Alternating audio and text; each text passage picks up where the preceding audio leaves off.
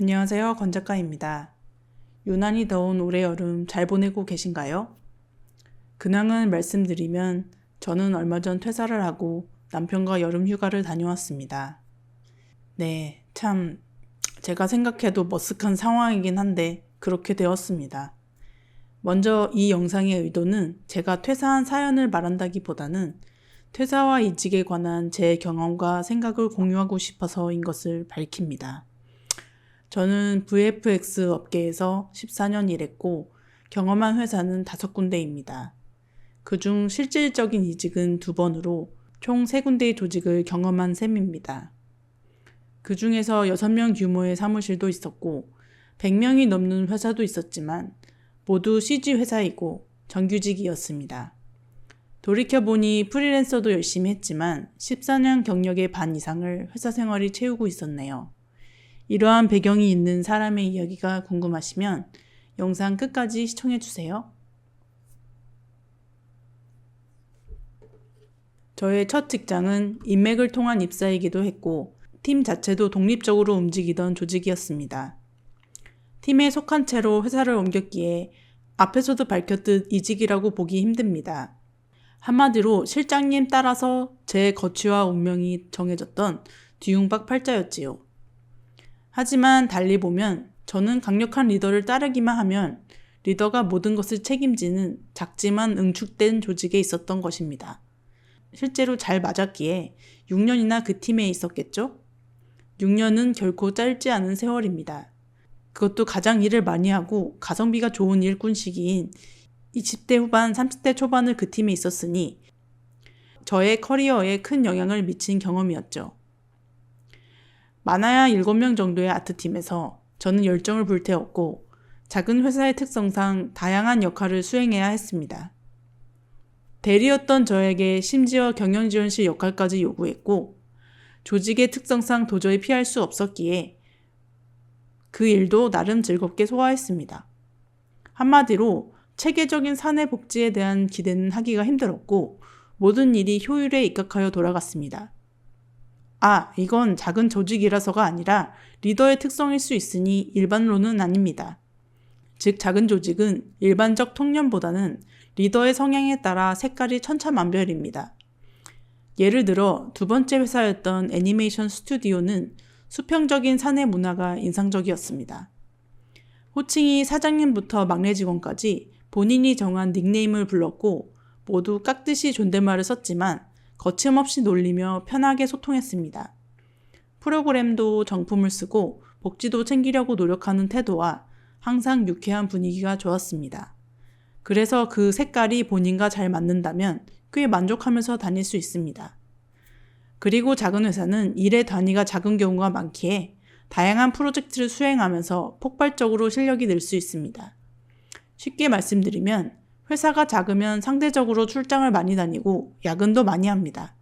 반대로 만약 야근을 지향하는 작은 회사라면 연봉이 작은 경우도 많고요.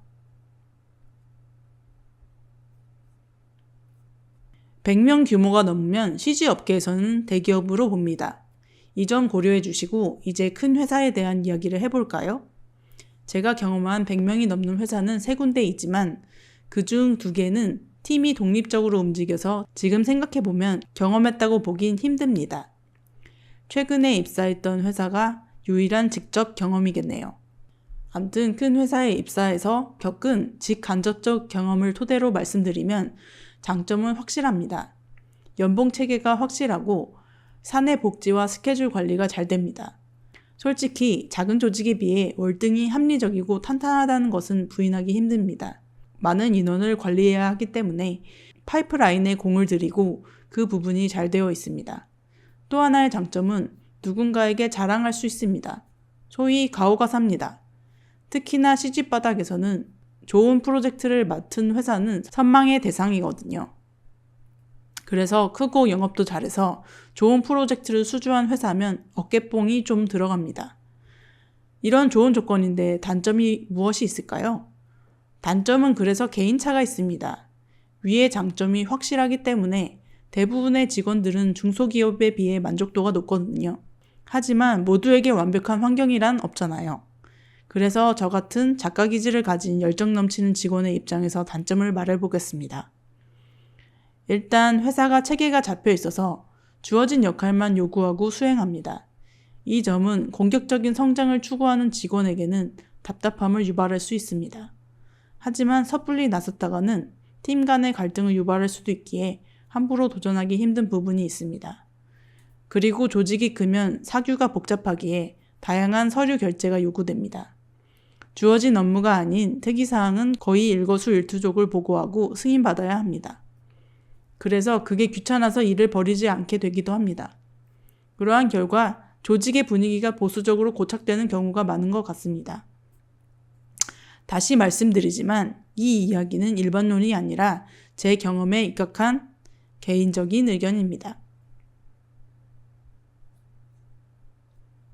그래서 언제 퇴사하고 이직하는 게 맞냐고요? 그건 저도 잘 모릅니다. 죄송합니다. 일단 제가 그런 것에 능숙한 사람이 아닙니다.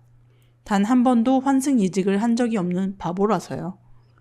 저는 다니기 싫으면 그만 다니고 일단 쉬다가 다시 회사를 다니고 싶으면 지원해서 입사하고 그렇게 살았습니다.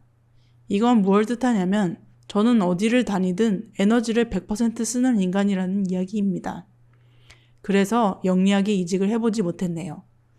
하지만 저의 실패를 거름삼아 언제 회사를 그만둬야 하는지는 조언해 줄 수 있습니다. 수치로 치면 약 70% 이상 회사 생활이 불행하면 신중하게 탈출각을 세우시면 됩니다. 퇴사 일자는 프로젝트의 흐름을 따르는 것이 커리어 관리에 좋겠고요. 불행하면 퇴사하라니 그렇게 무책임한 말이 어딨냐고 반문하실지도 모르겠지만 저는 이렇게 생각해요. 행복에는 혹독한 대가가 있다고요. 진정으로 행복하려면 불편하더라도 적극적으로 움직여야 합니다. 그런 용기와 실천들이 결국 나의 삶을 행복에 가깝게 해줍니다. 탈출할 용기가 없다면 버티는 것도 전략이긴 하지요. 그런데 어느 것이 옳은 선택인지는 절대 그 시기에는 모릅니다. 다만 책임질 수 있다면 어떤 선택도 가능하고 틀리지 않다는 것입니다. 그런 의미에서 회사 생활이 선천적으로 잘 맞는 사람도 많은데 그분들은 이직과 퇴직은 꿈도 못 꿀까요? 아니죠. 회사 안에서 내 역할은 정해져 있고 그 분위기를 개인이 바꾸기는 거의 불가능하지만 나와 더 잘 맞는 회사는 선택할 수 있습니다. 시행착오가 있더라도 즐겁게 일할 수 있는 일터와 내 포지션을 찾는 과정을 두려워하지 말았으면 합니다. 힘들면 쉬엄쉬엄 재충전도 하면서 포기하지 말고 즐겁게 일하는 최적의 컨디션을 찾아보는 겁니다. 어쩌면 결혼할 평생 짝꿍을 찾는 것만큼 어려울 수 있습니다.